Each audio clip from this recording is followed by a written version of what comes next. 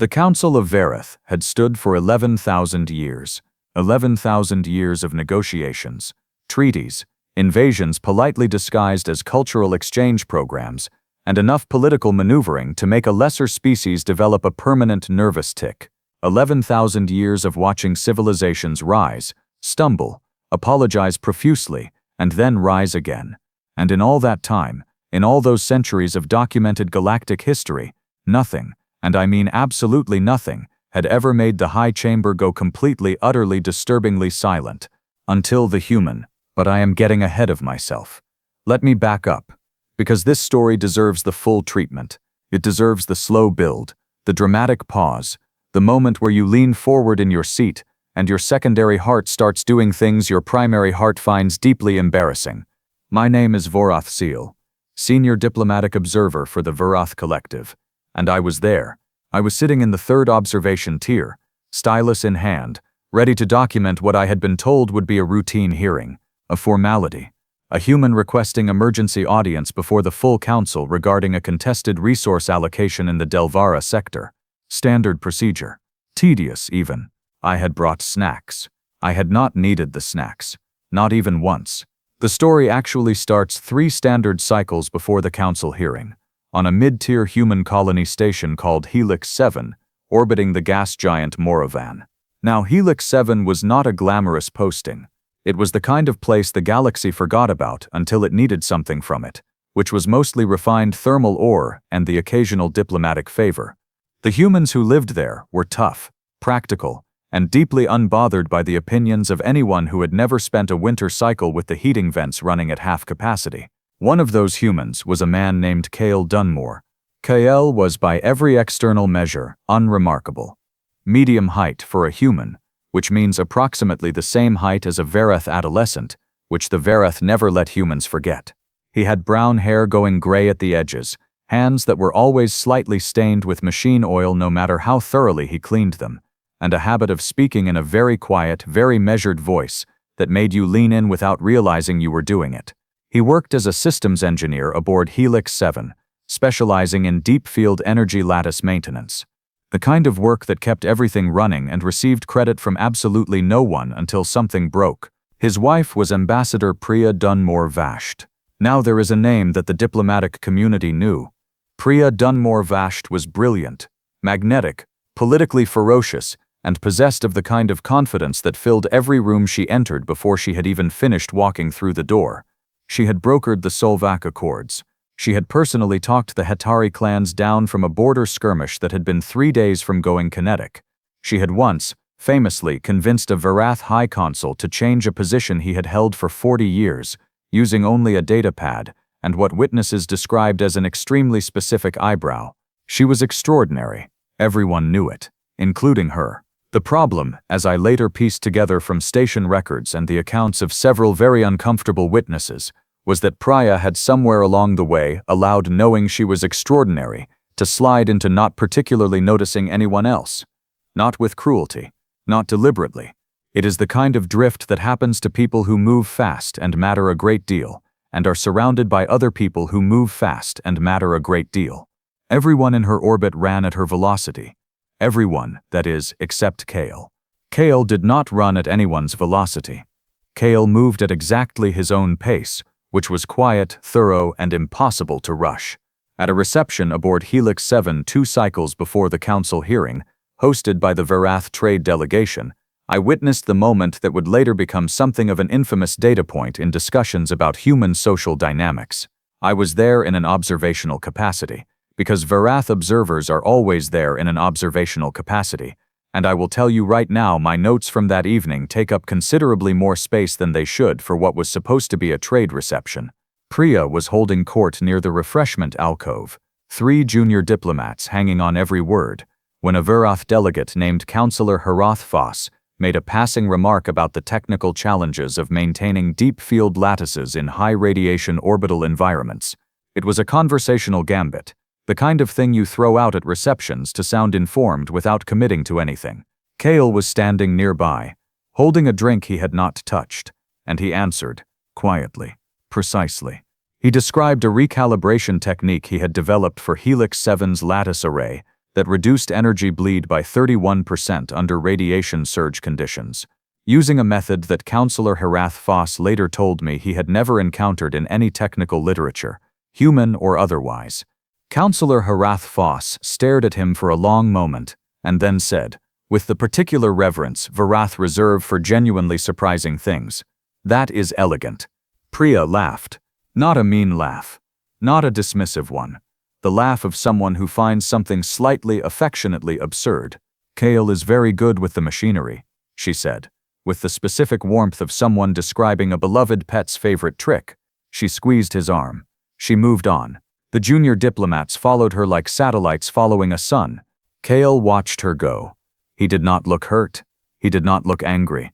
He looked very briefly like a man doing a quiet internal calculation. Then he smiled at Counselor Verath Foss and asked a follow-up question about the Hitari border region's energy infrastructure, because apparently Kale Dunmore never wasted an opening. I noted this exchange. I filed it under interpersonal dynamics, human, possibly relevant. I did not know at the time how relevant it was about to become. The crisis that triggered the Council emergency request arrived 48 hours later, and it arrived fast. The Delvara sector dispute was not new. 3 factions, the Verath Collective, the Hitari clans, and the Human Helix settlements, had competing territorial claims over a belt of resource-rich planetoids. Negotiations had been grinding forward for 6 cycles. Slow, painful, occasionally productive. The kind of process that produces results the way glaciers produce rivers, technically, eventually, with significant collateral grinding. What nobody had anticipated was the Morovan cascade. Morovan, the gas giant that Helix 7 orbited, had been showing minor instability readings for several weeks. Nothing alarming. Gas giants do that. They are large and stormy, and fundamentally indifferent to the scheduling concerns of the civilizations orbiting them. The instability had been logged, monitored, and then, honestly, somewhat deprioritized, because there was a trade reception to organize and several dozen diplomatic cables to draft. The cascade, when it hit, was not minor. It was a magnetospheric eruption of a scale that the Helix 7 scientific team had, in their words, not modeled as a realistic probability within the current cycle. What that means, translated from scientific into plain language, is that it was a catastrophically large event that everyone had quietly assumed was not going to happen. The shockwave from the cascade did not destroy Helix 7. It did something considerably more complicated. It destabilized the deep field energy lattice that maintained the station's orbital position, its life support redundancies, and, this is the part that made 3 different species worth of senior officials simultaneously need to sit down, the stabilization field anchoring the Delvara resource belt. The resource belt, without that stabilization field, had approximately 72 hours before gravitational shear began tearing it apart. The shear would propagate. The shear would reach the 3 inhabited moons in the Delvara system within 90 hours. 90 hours. 3 inhabited moons. Approximately 4 million people, spanning all 3 factions. Priya Dunmore Vasht filed the emergency council request within 6 minutes of receiving the damage assessment. I will give her this. She was fast, she was decisive, and she understood the political architecture of what needed to happen. Only a full council emergency order could authorize the kind of multi-faction technical resource mobilization that might address this in time. She was already drafting the address when Kale walked into her office. "I know what broke," he said. She looked up from her datapad.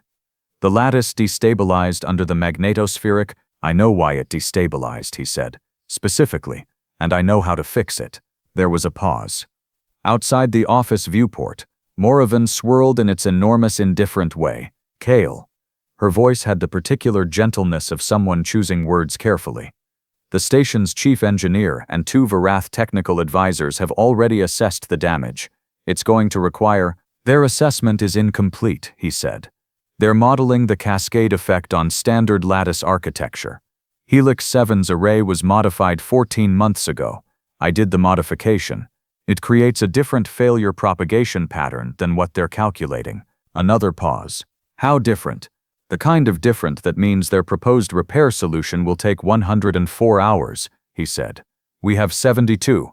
Priya Dunmore Vasht was a very intelligent woman. She understood instantly what he was saying. What she did next, and what she said in the next 30 seconds, is something she has, I am told, never fully forgiven herself for. Kale, she said, gently, carefully, with the practiced diplomacy of someone managing a situation, let the engineers handle the technical side. Your expertise is the machinery here on station. This is bigger than what you work with. I need you to let me focus. He looked at her for a long moment. I designed the modification, he said. I know every tolerance in that array. I know the exact failure cascade sequence because I ran simulations on it when I built the update. I have a solution, sweetheart. The word landed with the particular weight of unintentional condescension, the kind that does not mean to be unkind and is somehow, as a result, much harder to absorb. Please, not right now. Cale Dunmore picked up his datapad from her desk. He had left it there when he walked in. He looked at it for a moment. Then he nodded, once, and walked out. Priya went back to her emergency council request. 18 hours later, when the chief engineer's repair timeline had been confirmed at 107 hours, not 104, the errors in the standard lattice model having compounded slightly, and when the council emergency session was 4 hours away, someone on the technical team found a secondary analysis in the station's engineering log, an unofficial submission, not filed through proper channels, timestamped 17 hours and 43 minutes ago. It was 46 pages long. It was meticulously sourced. It contained a complete failure propagation model for the modified array, a repair sequence that addressed the actual cascade pattern rather than the theoretical one, and a projected timeline of 61 hours to full stabilization. 61 hours, with 11 hours to spare.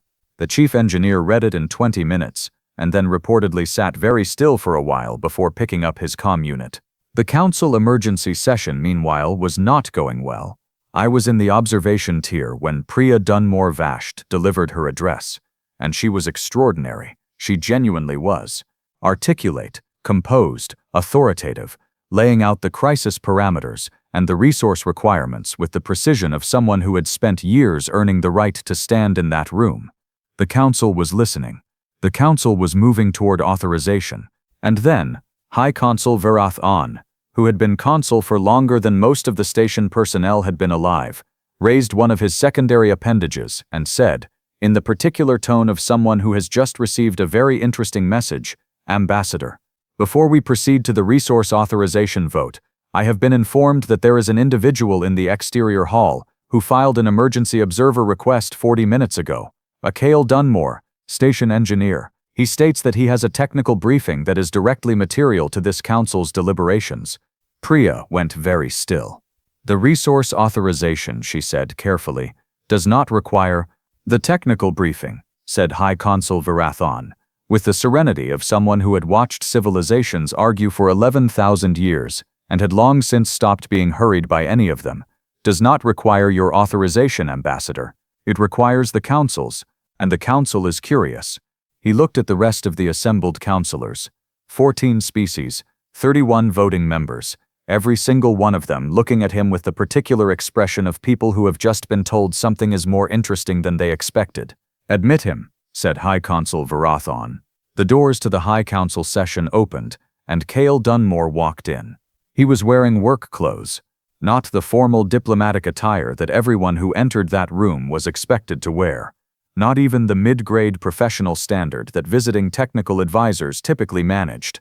He was wearing the kind of clothes a man wears when he has been working through the night on a problem that matters more to him than what anyone thinks of his collar. There was, and I am not embellishing this for effect because I do not need to, a faint smudge of thermal compound on his left forearm. The council chamber of Verath holds 200 observers and 31 voting members. It is designed, architecturally, to be intimidating. The ceilings are high enough to make you feel appropriately small. The lighting comes from above in a way that places whoever stands at the central podium in a kind of quiet, inescapable spotlight. 11,000 years of galactic history have passed through that room. Treaties that ended wars, wars that ended treaties, the kind of decisions that reshape the borders of the known galaxy and then get argued about by historians for the next 5 centuries. Cale walked to the central podium, the way he did everything else, quietly, at his own pace. He set his datapad on the surface, looked up at 31 alien counselors and the 200 observers behind them, and said, "Thank you for the time. I will be brief." High Consul Verath, who I had never once seen display anything resembling surprise, blinked his inner eyelids. "You may proceed." Priya Dunmore Vasht was standing at the side of the chamber. Protocol required her to remain. She stood very straight and very still, and I made a note of the specific quality of her stillness, because it was the stillness of someone paying extremely close attention. Cannell pulled up his display. Not a polished diplomatic presentation. Not the formatted, color-coded briefing packages that ambassadors spend entire teams of people preparing for council sessions. A direct engineering schematic, precise and annotated, the kind of document that says exactly what it needs to say and considers decoration an inefficiency. Helix 7's deep field lattice array was modified 14 months ago, he said. I designed and implemented that modification. The modification improved energy efficiency by 31% and extended the array's operational lifespan under standard conditions. Under the conditions created by the Moravan cascade, it creates a failure propagation pattern that does not match standard lattice models. He advanced the display. The schematic showed the cascade sequence, moving through the modified array in a branching pattern that looked, even to my non-engineering eye, nothing like the models the chief engineer's team had been working from. The current repair plan is working from the wrong model, he said, which is not a criticism of the team. They did not have access to the modification specifications because I filed them in the station's internal engineering log rather than the central technical registry. That was an administrative oversight on my part, and I take responsibility for it. Councillor Herath Foss, who had been at that reception 2 nights ago, leaned forward. What is your projected timeline under the correct model? 61 hours to full stabilization, Cale said. 11 hours inside the safety margin. The chamber was quiet for a moment. The current plan's timeline, said Councillor Herath Foss, is 107 hours. Yes. Another pause. The kind of pause that fills a room entirely.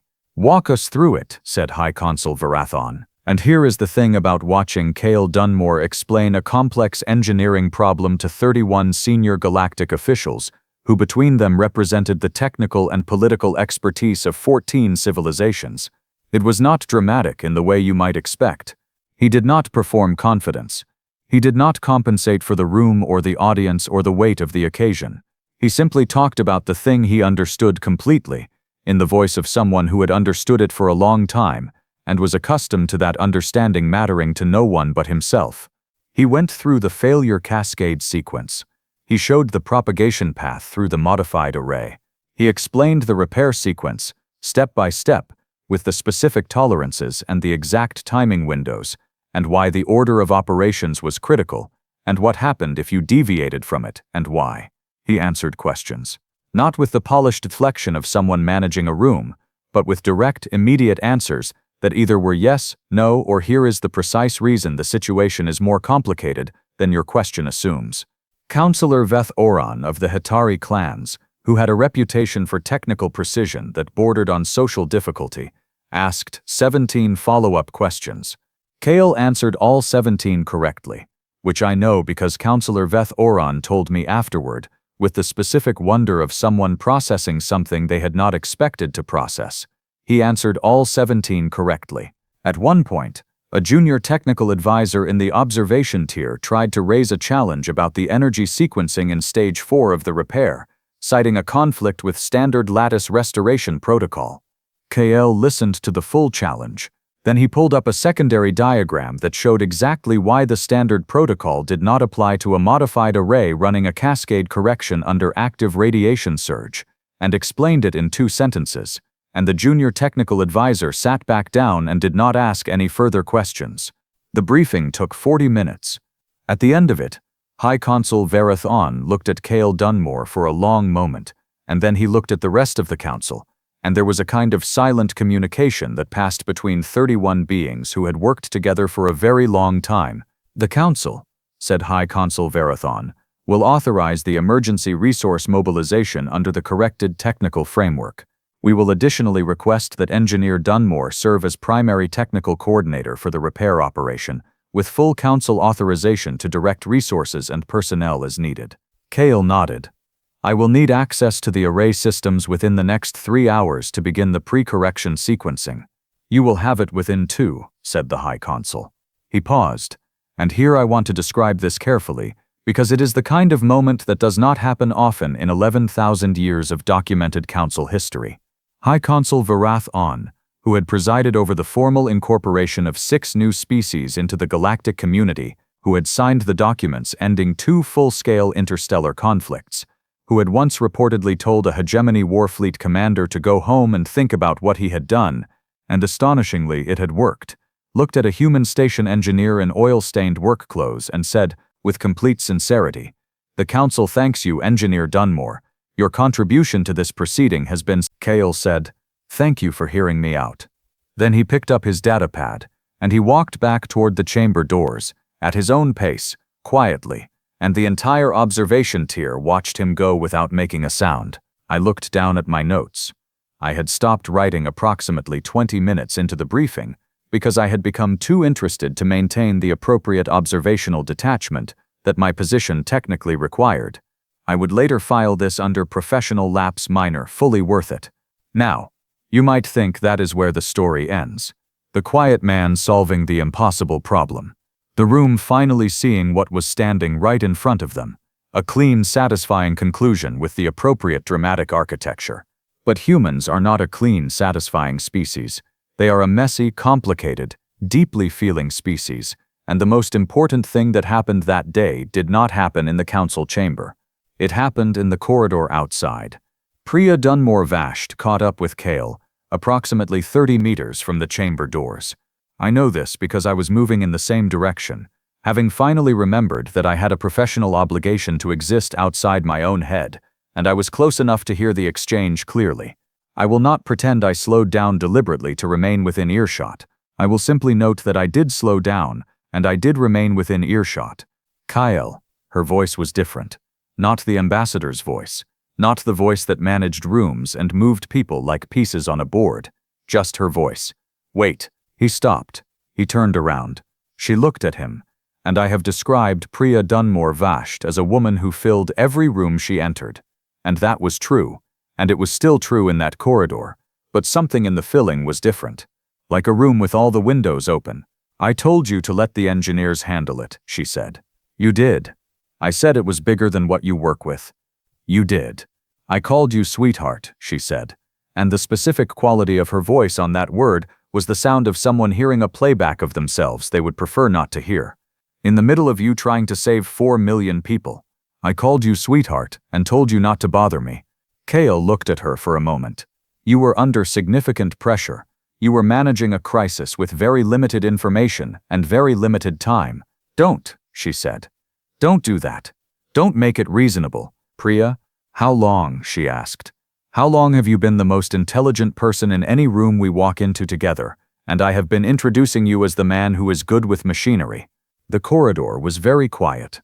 Somewhere behind them, through the heavy chamber doors, the council was moving into formal authorization proceedings, and the authorized technical mobilization that would save 4 million lives was beginning its administrative existence. Out here, 2 humans stood in a Verath corridor, under lighting designed for species with different visual ranges, and something that had been quietly wrong for a long time was finally being looked at directly. "I don't need to be the most intelligent person in any room," Kale said. "That is not the point. I know it's not the point." She exhaled. Long, slow. The breath of someone who has been holding something tightly and has decided, finally, to put it down. "I laughed at you," she said, "in front of Councillor Harath Foss. I laughed at you talking about your work, and then I walked away. I noticed. I know you noticed." A pause. "Did it hurt?" Kale was quiet for a moment. Not the quiet of avoidance. His particular quiet, the one that meant he was giving the question exactly the weight it deserved.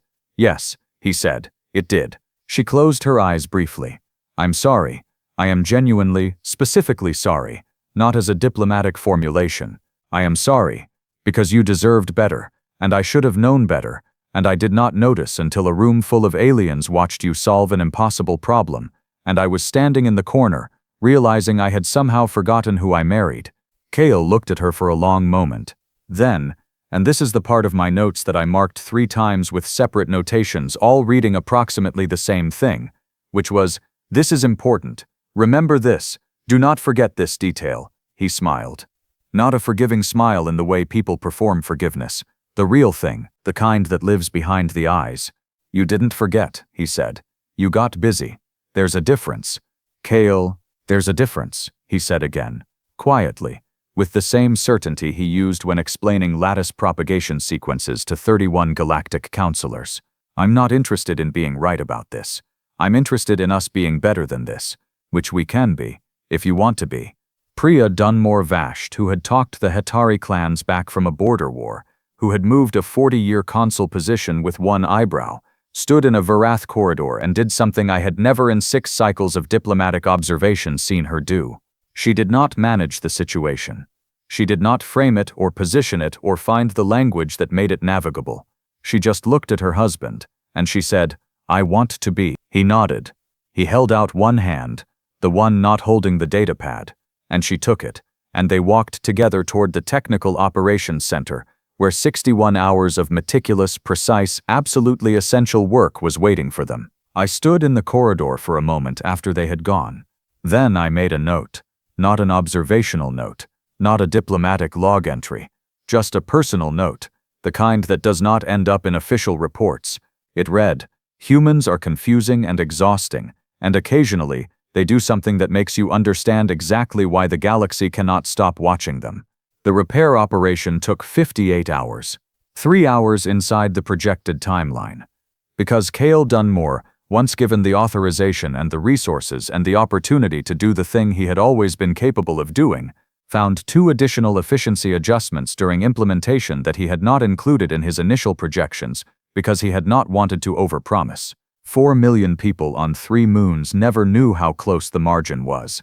They woke up on the 3rd morning, and the sky looked the same, and the ground was stable, and someone had clearly handled whatever the orbital engineers were worried about, and life continued in its usual fashion. Councillor Hareth Foss filed a formal commendation with the Council Technical Registry, the first time in recorded Verath history that a commendation had been filed for a non-council citizen. He cited, specifically, the lattice modification design, the cascade analysis, and what he described as a quality of precision applied under extreme pressure that this council has rarely encountered in any species. High Consul Verath read the commendation into the official record without comment, which, for Verath was essentially a standing ovation. Priya Dunmore Vasht delivered the formal post-crisis report to the council 3 cycles later. At the end of it, when she was asked to identify the primary technical authority whose work had enabled the successful resolution, she said, without diplomatic framing, and without any of the careful linguistic architecture she usually employed, "My husband, Cale Dunmore, station engineer, the most precise mind I have ever had the privilege of working beside." The council noted this for the record. I noted it too. I note everything. It is my job. But that one I noted for myself. My name is Verath Seal, and I have been a senior diplomatic observer for 30 cycles. I have watched wars almost start and almost end, and actually start and actually end. I have watched species meet for the first time, and species part for the last. I have watched humanity for 6 of those cycles, and I will tell you with the confidence of long observation, they are confusing, contradictory, emotionally catastrophic, and occasionally breathtaking. They will laugh at the wrong moment. They will miss what is standing right in front of them. They will get busy and forget to look, and they will hold the whole weight of what they have missed when they finally do look, and they will not flinch from it. And every so often, one of them will walk into the highest room in the known galaxy, in oil-stained clothes with a datapad and a quiet voice, and they will stop the world cold, and the world will deserve it. I brought snacks to that council session. I still did not eat them. I did not need them.